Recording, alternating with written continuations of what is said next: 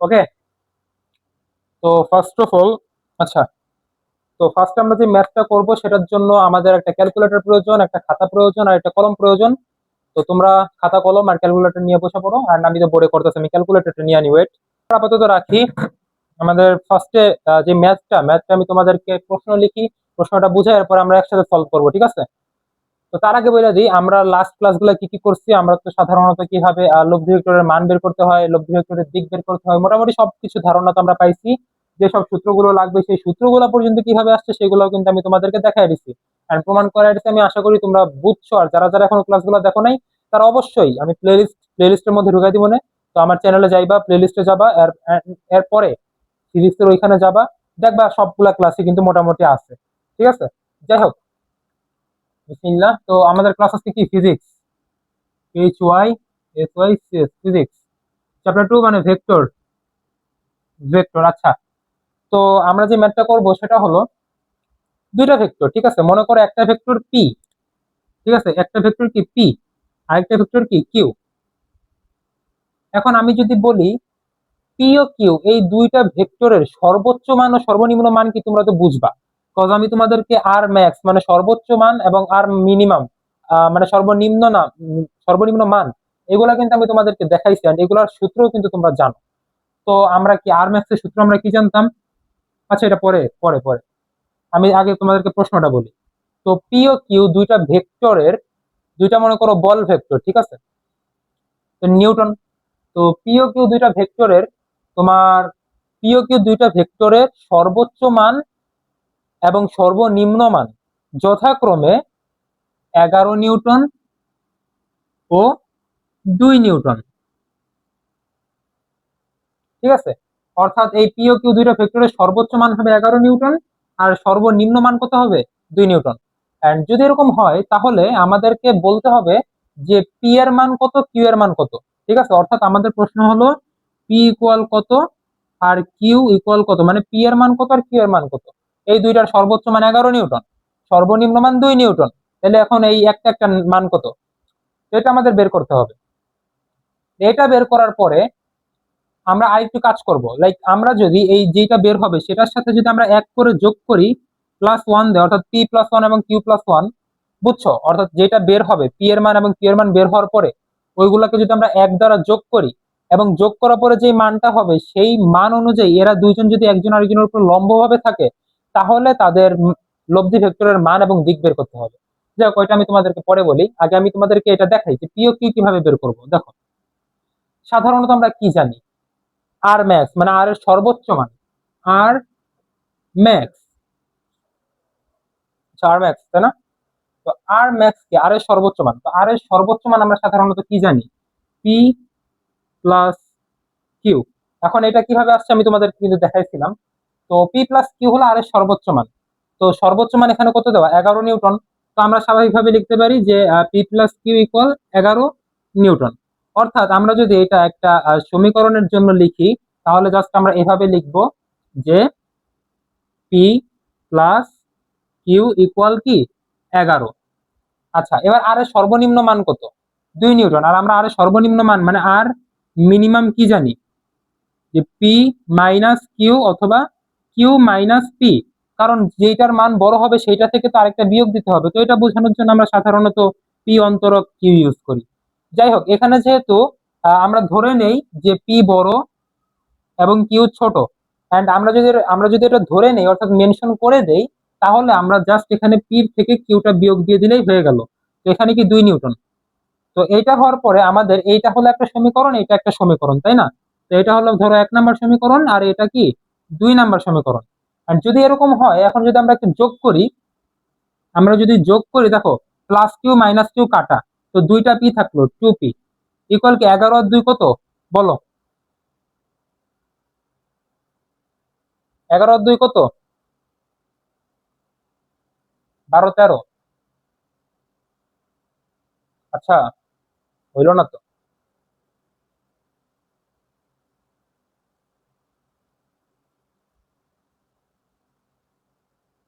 প্রশ্ন কি ভুল তুললাম? কি রে? ও, বলি তো দেখছি, এই জন্য তো বলি, এ তো হয় না, দশমিকে চলে আস না। আমরা প্রশ্নটা একটু ভুল করছি, লাইক আমাদের এখানে 2 নিউটন হবে না, আমাদের এখানে হবে 7 নিউটন। 7 নিউটন, ঠিক আছে, 7 নিউটন। তো এখন দেখো 11 আর 7 কত, 18।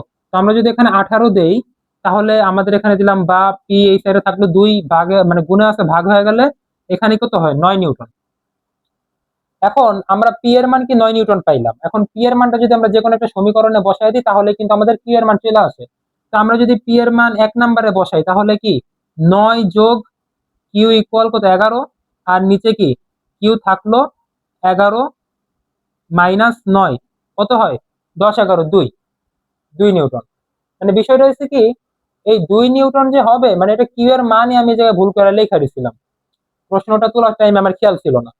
যাই হোক, তো আমরা পি এর মান পাইছি 9 নিউটন, কিউ এর মান পাইছি কত, 2 নিউটন, তাই না? আচ্ছা, এবার আমরা একটু মুছবো। আমরা মুছে এইখানে যে আমরা প্রশ্নবোধক চিহ্ন দিছিলাম, তো এখানে আমরা চাইলেই লেখা দিতে পারি পি এর মান 9 নিউটন আর কিউ এর মান 2 নিউটন। এখন দেখো তো 9 আর 2 যোগ করলে কত হয়, 11, সর্বোচ্চ মান ছিল 11, মিলছে। 9-এর থেকে 2 বিয়োগ দিলে কত হয়, 7, সর্বনিম্ন মান ছিল 7, এটাও মিলছে, তাই না? এন্ড এটা যদি মিলে যায় তাহলে আমাদের পি এবং কিউ এর মান কিন্তু আমাদের বের করা শেষ, স্বাভাবিকভাবে শেষ। এরপরে দেখো, যদি আমি বলছিলাম না, প্রশ্ন অনুযায়ী প্রশ্নের বাকি অংশটুকু এরকম ছিল যে পি এবং কিউ এর মান যেই মান বের হবে সেটার সাথে যদি আমরা এক যোগ করি, ঠিক আছে, মনে করো পি এর সাথে এক যোগ করলাম, কিউ এর সাথে এক যোগ করলাম, যোগ করার পরে ভেক্টর দুইটা যদি একটা আরেকটার উপর লম্বভাবে থাকে তাহলে এদের মান ও দিক নির্ণয় করো। অর্থাৎ পি এর সাথে যদি আমরা আচ্ছা পি পি এর সাথে যদি আমরা এক যোগ করি তাহলে কি এটা পি থাকবে না, এটা হয়ে যাবে পি প্রাইম। আমি ধরলাম পি প্রাইম। আর কিউ এর সাথে যদি আমরা এক যোগ করি সেটা কি হবে, কিউ প্রাইম। এরকম যদি হয় তাহলে পি এর মান কত ছিল, 9, 9 যোগ 1 কত হয়, 10। আর কিউ এর মান ছিল 2 যোগ 1 কত হয়, 3। তাহলে আমরা এখানে নতুন কি পাইলাম, পি প্রাইমের মান 10 আর কিউ প্রাইমের মান কত, 3। আচ্ছা, আমরা এখন এটা লিখি যে আমাদের পি প্রাইম আর কিউ প্রাইমের মান, এটার মান হয়েছে কত, 10, আর এটার মান হয়েছে কত, 3। লিখলাম। এবার এবার আমরা করব কি, যে প্রশ্নের বাকি অংশ অনুযায়ী যে লম্ব ভাবে থাকে কিভাবে থাকে দেখো। মনে করো এটা পি আর এই যে এটা কিউ, জাস্ট এরকম লম্ব ভাবে আছে, ঠিক আছে, এটা মনে করো পি ভেক্টর আর এটা মনে করো কিউ ভেক্টর। এটার মান কত, 10, আর এটার মান কত, 3। আর এদের মধ্যবর্তী কোণ কি, আলফা। এখন এটা যে লম্বভাবে আছে এন্ড লম্বভাবে তার মানে আলফা কত, 90 ডিগ্রি, স্বাভাবিক। এন্ড এখন যদি আমাদেরকে বলে যে লব্ধি ভেক্টরের মান নির্ণয় করো এন্ড দিক নির্ণয় করো, তাহলে কি তোমরা পারবা না? আমি আশা করি তোমরা ইজিলি পারবা, কারণ আমি তোমাদেরকে ওই সূত্রগুলো দেখাইছি এন্ড ওই সূত্রগুলো দিয়ে কিভাবে বের করতে হয় ম্যাথ গুলো সেইগুলো কিন্তু দেখাইছি। এন্ড আমরা কিন্তু প্রচুর পরিমাণে প্র্যাকটিস করতেছি যেন আমাদের এই অধ্যায়ে কোনো ল্যাকিংস না থাকে। হোয়াট এভার, চলো আমরা তাহলে কি বের করি, মান বের করি। মান বের করার সূত্র কি, R equal root over P square plus Q square plus 2 P Q cos alpha. এখন দেখো পি স্কোয়ার, পি এর মান কত, 10, 10 স্কোয়ার প্লাস কিউ এর মান কত, 3, 3 square plus 2 into 10 into 3 into cos আলফার মান কত, 90 ডিগ্রি, ঠিক আছে। এবার আমরা আবার দিলাম 10 স্কোয়ার প্লাস 3 স্কোয়ার প্লাস, আচ্ছা কজ 90 ডিগ্রির মান কত বলো, কজ 90 ডিগ্রির মান কি শূন্য না? তো শূন্যর সাথে যদি আমরা এই পুরাটা গুণ করি তাহলে কি পুরাটাই শূন্য হয়ে যায় না? তো প্লাস কি, জিরো। এখন প্লাস যদি জিরো হয় তাহলে দেখো আমরা এখন একটু ক্যালকুলেটর ইউজ করব, যে ক্যালকুলেটর ইউজ করলে আমাদের এখানে অ্যান্সারটা কি আসে, root 10 square plus 3 square plus 0, আচ্ছা, সমান সমান আসছে আমাদের 10.44, কত আসছে, 10.44। এটা কিন্তু আমাদের অ্যান্সার। তবে তোমাকে এখানে টিচার চাইলেই মার্ক কাটতে পারবে, কজ তুমি এখানে নিউটন দাও না, এই জন্য এখানে নিউটন দেওয়া দিবা, অর্থাৎ একক, একক আমাদের দেওয়াই লাগবে, ঠিক আছে, একক দেওয়াই লাগবে। তো মান কিন্তু বের করা একদম ইজি ছিল, আমরা কিন্তু মানটা সহজে বের করে ফেলছি। তোমরা অবশ্যই দিক বের করতে ভয় পাও, তো প্যারা না, আমি দিকও বের করে দিচ্ছি, একদম চিল, ঠিক আছে। আচ্ছা, এরপরে দিক দিক নির্ণয়ের সূত্র আমরা কি জানি, যে থিটা ইকুয়াল 10 ইনভার্স 1। এখন এরপরে আমাদের সাপেক্ষর বিষয়, আমি তোমাদেরকে সাপেক্ষের বিষয় বুঝাইছি, তারপর আমি তোমাদেরকে কিভাবে এই সূত্রটা আসছে সেটাও কিন্তু বুঝাইছি, মোটামুটি সব কিন্তু আমার বোঝানো আছে। এখন দেখো, এখন আমরা যদি এই আমরা কি দেখছিলাম, যে এরকম দেখছিলাম না, তাই না? আমরা তো এরকম দেখছিলাম।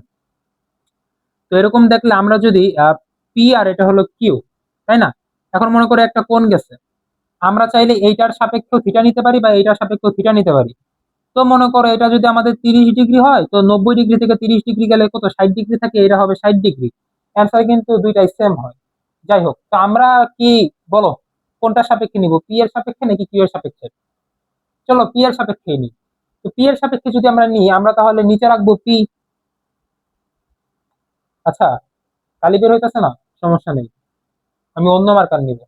নাও, এই যে পি প্লাস কিউ, আবার উপরেও কি কিউ, তাহলে সাইন আলফা, নিচে কি কজ আলফা। হ্যাঁ, এখন এই জিনিসটা যারা বুঝলাম না, আমি কি করলাম, তাদের অন্য আগের ক্লাসটা দেখতে হবে, কারণ আমি আগের ক্লাসে বড় করে একটা মেথড দিছিলাম যে এটার মাধ্যমে মাধ্যমে এরকম এরকম ভাবে এটা আইছে। বাট একদম ইজিয়েস্ট ওয়ে কি, আমি যদি পি এর সাপেক্ষে নিই, জাস্ট পিটা নিচে রাখবো, বাকি থাকবে কি কিউ, উপরে কিউ দিব, নিচে প্লাস দিয়ে কিউ দিব, তারপরে উপরে দেবো সাইন আলফা, নিচে দেবো কজ আলফা। আবার যদি কিউ এর সাপেক্ষে নিই, এখানে দিব কিউ, বাকি থাকবে পি, তাহলে প্লাস পি কজ আলফা, আর উপরে থাকবে পি সাইন আলফা, শেষ, কাজ শেষ। আচ্ছা, এরপরে যদি আমি টেন ইনভার্স ওয়ান দেই, তাহলে দেখো আমাদের এখানে কিউ সাইন আলফা, কিউ এর মান কত, আমরা থ্রি, থ্রি সাইন আলফার মান কত ছিল, 90 ডিগ্রি, তাহলে কি 90 ডিগ্রি, তারপরে কি পি এর মান কত, 10 প্লাস এটা Q three cos cos cos আলফার মান কত, 90 ডিগ্রি। ঠিক আছে, এরপরে আমরা এখানে কি দিব, টেন ইনভার্স ওয়ান। এরপরে আমরা জাস্ট এখানে, আচ্ছা এত খাটনি করবো কেন, আমরা এটা পুরাটা ক্যালকুলেটরে তুলে দিব। আমরা দিব এই যে শিফট টেন, টেন ইনভার্স হয়ে গেছে, এই যে উপর নিচে দিলাম। এবার উপরে দেবো কি থ্রি সাইন 90 ডিগ্রি, আর নিচে দেবো কি ten plus three cause 90 degree. আচ্ছা, বাইরে আরেকটা ব্র্যাকেট। এবার আমাদের অ্যান্সার আসছে 16.69 ডিগ্রি, অ্যান্ড এটাই হলো আমাদের দিক। আচ্ছা, এটা যদি আমাদের দিক হয়, তাহলে দেখো এখন যদি কেউ কিউ নিয়ে বের করে, তাহলে সে কিউ দিয়ে বের করতে পারবে, ওটাও হবে। অ্যান্ড আমি যদি বলি কিউ এর মানটা হবে 90 ডিগ্রি মাইনাস 16.69 ডিগ্রি ইকুয়াল যত আসে তত। কজ আমি কি এই যে এরকম দেখাইছি 90 ডিগ্রি, তো এটা যদি থাকে এতটুকু যদি 16.69 হয়, তো পুরাটা 90, 90 থেকে এটা বাদ দিলেই তো জাস্ট চলে আসে, তাই না? তো কিউ এর সাপেক্ষে ওইভাবে, কিউ এর সাপেক্ষে জাস্ট তোমরা এইভাবে বের করতে পারবা, খালি মানটা একটু চেঞ্জ হবে, বাট অ্যান্সার ঠিক। ঠিক আছে, ধরো তুমি ধরো, ঠিক আছে, তুমি এই যে এখানে একটা গাছ, এখানে একটা গাছ, আর এখানে একটা মনে করো বিল্ডিং। ঠিক আছে, এখানে একটা বিল্ডিং, তুমি আছো মাঝখানে, তোমার বন্ধু ফোন দিছে, তুমি বললা আমি এই গাছ থেকে 5 মিটার দূরে, আর এই বিল্ডিং থেকে 10 মিটার দূরে। কথা তো সত্য, দুইটাই বলছো, দুইটাই তো সত্য কথা, তাই না? খালি একটা 5 মিটার দূরে আর একটা 10 মিটার দূরে, মানে বিষয়টা এরকমই। ঠিক আছে, যাই হোক, তাহলে আমরা কি করলাম, আমরা এই ম্যাথটা সলভ করলাম। আমরা মানটা মানে মান কিভাবে বের করতে হয় সেটা দেখলাম, কিভাবে দিক নির্ণয় করতে হয় সেটাও দেখলাম, এন্ড আমরা ম্যাথ সলভ করলাম। যাই হোক, তো এই ম্যাথটা আমরা আপাতত শেষ। এরপর আমি তোমাদের কাছে যেটা শিখাবো সেটা হলো অবস্থান ভেক্টর। ঠিক আছে, তো দেখো অবস্থান ভেক্টর,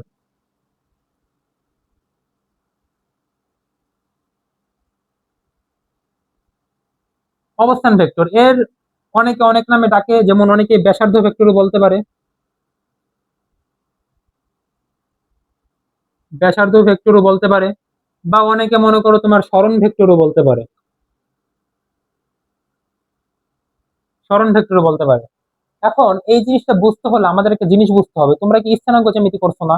বা ধরো স্থানাঙ্ক জ্যামিতি বাদ, তোমরা তো ই করছো, গ্রাফ তো করছো। তো গ্রাফে সাধারণত আমরা কি দেখছি, যে এটা হলো এক্স অক্ষ, আর এই যে এইটা হলো কি ওয়াই অক্ষ, দুইটা অক্ষ দেখছি, তাই না? কিন্তু ভাইয়া আমাদের বাস্তব জীবন আমরা কি আমরা কি সবকিছু থ্রি ডি তে দেখি না, মানে থ্রি ডি অ্যানিমেশন বা যাই ধরো ডাইমেনশন যেটাকে বলে, থ্রি ডি ডাইমেনশনে দেখি। তো আমাদের এখানে অক্ষ হবে তিনটা। তো এই দেখো আমি যে এক্স দিলাম, মানে বোর্ডের এই বরাবর আমি এক্স দিছি, এন্ড এই বরাবর ওয়াই দিছি। তো এইখানে যে তলটা, এই তলের নিচ বরাবর আরেকটা যদি আমরা দেই, তাহলে সেইটা হবে জেড। ঠিক আছে, জেড অক্ষ, এটা এক্স, এটা ওয়াই, এটা জেড। তোমরা কি তোমাদেরকে আমি কিভাবে বুঝাই, এই যে ঘরটা, ঘরের পিলারের দিকে তাকাও, বা ঘরের যে কোনার দিকে তাকাও।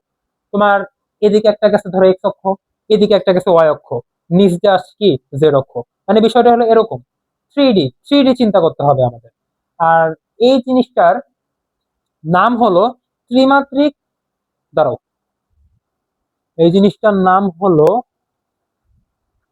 হ্যাঁ, ত্রিমাত্রিক স্থানাঙ্ক ব্যবস্থা। জিনিসটার নাম কি? ত্রিমাত্রিক, ত্রিমাত্রিক স্থানাঙ্ক ব্যবস্থা। ত্রিমাত্রিক স্থানাঙ্ক ব্যবস্থা, এই যে এই জিনিসটার নাম। এখন আমি যদি সাধারণভাবে এখানে একটা ফোঁটা দেই, আর ফোঁটা দিয়ে যদি লিখি যে ধরো তোমার, আচ্ছা না না, আমরা যদি ফোঁটা দিয়ে লিখি যে 5,3, তাহলে সাধারণত মানুষ কি বুঝবে?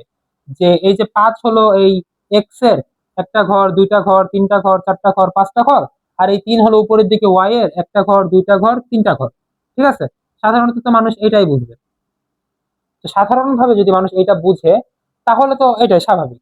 এখন যদি আমি এখানে আরেকটা কমা দিয়ে যদি আমি এখানে লিখে দিই যে না, এখানে যদি আমি লিখে দিই যে 4, তাহলে কি এই 4টা হবে একটা, দুইটা, তিনটা, চারটা এইখানে। অর্থাৎ জিনিসটা 5 ঘর এদিকে আইসা, 3 ঘর এদিকে আইসাই থামে নাই, সেইটা আবার যে অক্ষ পর্যন্ত 4 ঘর পর্যন্ত আসছে। ঠিক আছে, খুব ভালো, আমরা জিনিসটা বুঝলাম। এখন আমার কথা হলো যে অবস্থান ভেক্টর কি? ধরো এটা আমাদের একটা পি, ঠিক আছে, মানে এই বিন্দুর নাম হলো পি। তো পি বিন্দু হলো এইটা। হ্যাঁ, আমি মুসমুকই লেখমুকই রেকর্ড করতেছি। আচ্ছা, ঠিক আছে। এই যে এতটুকু জায়গায় দেখো তোমাদের আমি বুঝাই দিতেছি, পি একটা ভেক্টর।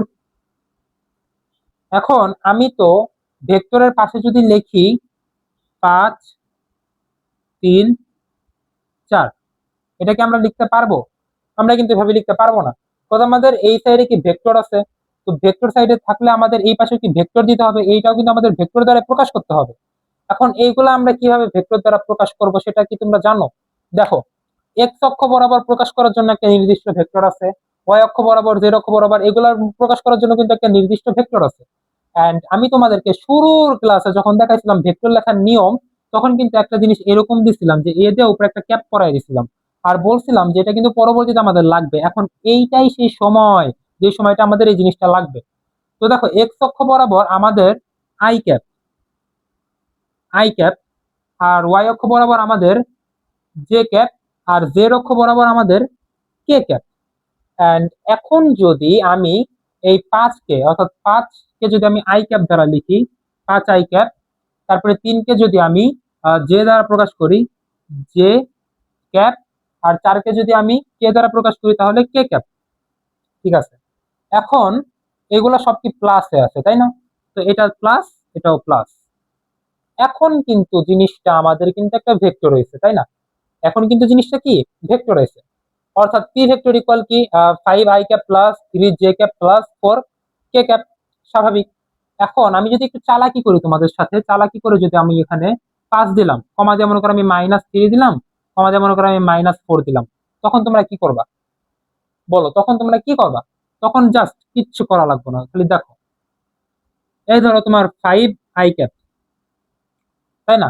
তো 5 আই ক্যাপ, এখন এর আগে প্লাস আছে, তার মানে প্লাসটা আগে প্লাস দেওয়া লাগে না।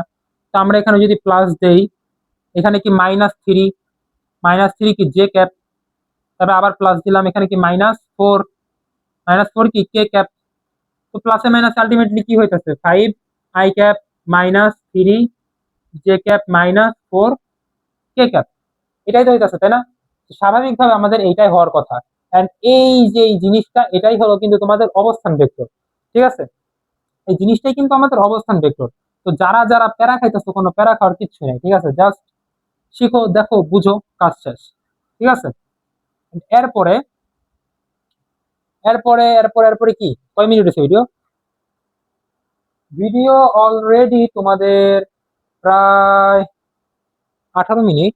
না না না, ভিডিও মোটামুটি তোমাদের 20 মিনিট হয়ে গেছে। ঠিক আছে, তাহলে এখন আমাদের বাকি আছে কি? আমাদের বাকি আছে তোমার আয়ত ভেক্টর আর একক ভেক্টর, এই দুইটা জিনিস পড়াইলে কিন্তু আমাদের আজকে মোটামুটি শেষ। তো আজকে যদি আমাদের মোটামুটি শেষ হয়, তাহলে যাই হোক, ফার্স্টে তোমরা বুঝছো না যে অবস্থান ভেক্টর কি, ব্যাসার্ধ ভেক্টর কি, সরণ ভেক্টর কি, তো এটা আর রাইখা লাভ নাই, এটা আমি মুছে ফেলি। আচ্ছা, এরপরে তুমি বলো আয়ত ভেক্টর কি? লেখো আয়ত একক ভেক্টর। আয়ত একক ভেক্টর। আয়ত একক ভেক্টর। আচ্ছা, সংজ্ঞা তো বইতেই ভালো পাবা, কিন্তু তাও আমি তোমাদের জন্য সুন্দর করে গুছায় একটা সংজ্ঞা লিখছি। এই যে সেই সংজ্ঞাটা। তো এটা হলো, আচ্ছা যাক, আয়ত একক ভেক্টর কিন্তু আমরা অলরেডি পড়ছি। যে মাত্র যে আমরা ত্রিমাত্রিক স্থানাঙ্ক ওটা বললাম না, ওইটাই আসলে আয়ত একক ভেক্টর। দেখো, ত্রিমাত্রিক স্থানাঙ্ক ব্যবস্থায় এক্স ওয়াই এবং জেড অক্ষ বরাবর যথাক্রমে ক্রিয়াশীল আই জে এবং কে একক ভেক্টর সমূহকে আয়ত একক ভেক্টর বলে। ত্রিমাত্রিক স্থানাঙ্ক ব্যবস্থায়, অর্থাৎ এই যে ত্রিমাত্রিক স্থানাঙ্ক ব্যবস্থা যে আমি দেখাইলাম, এই ত্রিমাত্রিক স্থানাঙ্ক ব্যবস্থায়, এই যে ত্রিমাত্রিক স্থানাঙ্ক ব্যবস্থায় এক্স অক্ষ, ওয়াই অক্ষ এবং জেড অক্ষ বরাবর যথাক্রমে ক্রিয়াশীল, আচ্ছা এই যে দেখো, এই ত্রিমাত্রিক এইটায় এক্স অক্ষ, ওয়াই অক্ষ এবং জেড অক্ষ বরাবর যে ক্রিয়াশীল ভেক্টর গুলো আমাদের কি ছিল? এক্স অক্ষ বরাবর ছিল কি আই ভেক্টর, ওয়াই ভেক্টর মানে ওয়াই ওয়াই অক্ষ বরাবর ছিল কি জে ভেক্টর, আর জেড অক্ষ বরাবর ছিল কি কে ভেক্টর। এন্ড এই যে একক ভেক্টর গুলা, একটা হলো আই ভেক্টর, একটা হলো জে ভেক্টর, একটা হলো কে ভেক্টর, এই একক ভেক্টর গুলাকেই কিন্তু আমাদের আয়ত একক ভেক্টর বলে। ঠিক আছে? তো আমাদের আয়ত একক ভেক্টরের কিন্তু কনসেপ্ট শেষ। জাস্ট কি, যে এক্স অক্ষ বরাবর যে আই ক্যাপ, ওয়াই অক্ষ বরাবর যে জে ক্যাপ, জেড অক্ষ বরাবর যে কে ক্যাপ, এই যে I cap, J cap, K cap, এগুলাকে একটা একক ভেক্টর। এন্ড এই একক ভেক্টর গুলাকেই কিন্তু তোমাদের আয়ত একক ভেক্টর বলে। বা শেষ, কাজ শেষ। এরপরে আমরা আসো একক ভেক্টর কাকে বলে। কি বলে একক ভেক্টর কাকে বলে? তো আমরা যদি জিজ্ঞেস করি যে সাধারণভাবে তোমার মনে করো তুমি মানে অনেক হঠাৎ করে তোমাকে কেউ একজন কোশ্চেন করে অবস্থা যে বলো একক ভেক্টর কাকে বলে, দেন তোমার কিচ্ছু মনে নাই, তুমি জাস্ট সংজ্ঞা টঙ্গা ভুলে গেছো, তো তুমি তখন বলবা যে ভেক্টরের মান এক তাকে একক ভেক্টর বলে। শেষ। কিন্তু এই জিনিসটা আসলে তোমার এই কিরকম জানি মানে অতটা শুনতে ভালো দেখায় না, মানে বিষয়টা কেমন জানি একটু কি, হ্যাঁ হয়েছে, অ্যান্সার হয়েছে, বাট কিরকম মানে মজা আসে না। তো তুমি যদি মজা নিয়ে একটা পারফেক্ট একটা সংজ্ঞা লিখতে চাও, তাহলে তোমাকে কি জিনিস বুঝতে হবে। আমরা কি প্রথমে দেখছিলাম না যে শূন্য ভেক্টর, শূন্য ভেক্টর কি, যে ভেক্টরের মান শূন্য তাকে শূন্য ভেক্টর বলে বা নাল ভেক্টর বলে।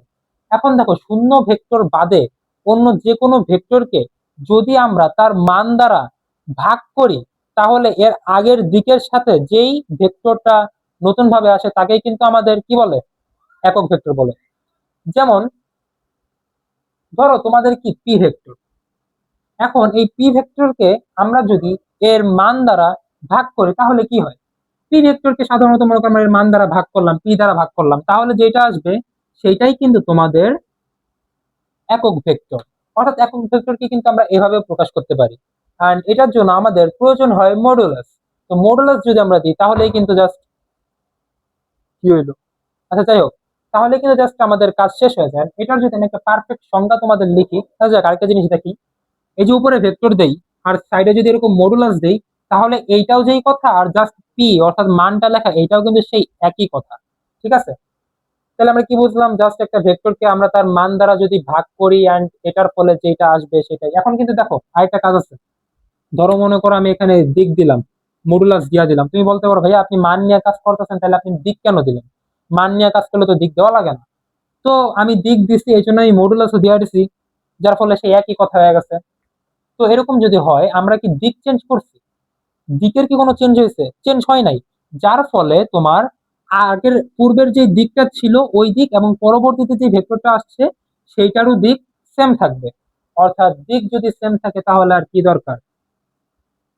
এখন দেখো তোমাদের জন্য আমি পারফেক্ট একটা সংজ্ঞা রেডি করছি। সংজ্ঞাটা আমি তোমাদেরকে একটু দেখাই দিই।